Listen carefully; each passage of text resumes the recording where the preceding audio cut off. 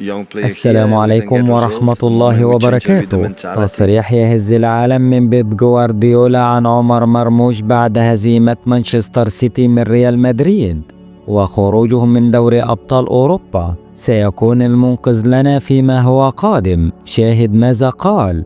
في البداية عطروا فمكم بذكر الله ولا تنسوا الصلاة والسلام على سيدنا محمد. ولو أنت محب لعمر مرموش ما تنساش لايك للفيديو والاشتراك بالقناة وتفعيل الجرس ليصلك كل فيديوهاتنا.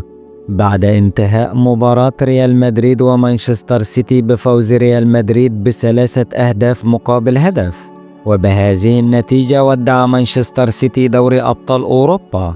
وفي تصريح مفاجئ من بيب جوارديولا، صرح بيب جوارديولا وقد أدلى بتصريحات نقلتها قناة ليجا الأسبانية وقال: أهنئ ريال مدريد على التأهل، لقد كانوا أفضل منا في المباراتين وهذا أمر علينا أن نعترف به. لم نقدم أفضل مستوياتنا، افتقدنا بعض الأمور في اللحظات الحاسمة وهذا أمام فريق مثل ريال مدريد يكلفك الكثير، لكن رغم كل شيء هناك أشياء إيجابية خرجنا بها من هذه المباراة، وأحد أهم هذه الأشياء هو عمر مرموش.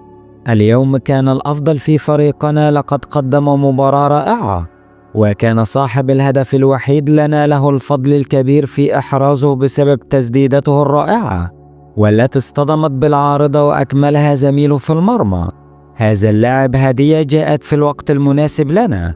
مرموش لديه إمكانيات كبيرة، إنه لاعب متعدد المواهب، يستطيع التسجيل، يتمتع بدقة كبيرة في تسديد الركلات الثابتة، كما أنه سريع وذكي في التحركات.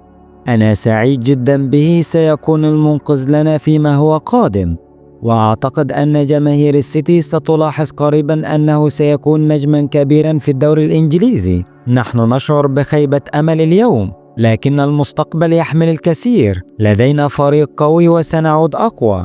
الآن علينا التركيز على الدوري الإنجليزي، ولدينا لاعبون مثل مرموش بإمكانهم صنع الفارق. في النهاية لو حابب يوصلك كل أخبار كرة القدم ما تنساش لايك للفيديو والاشتراك بالقناة وتفعيل الجرس ليصلك كل فيديوهاتنا.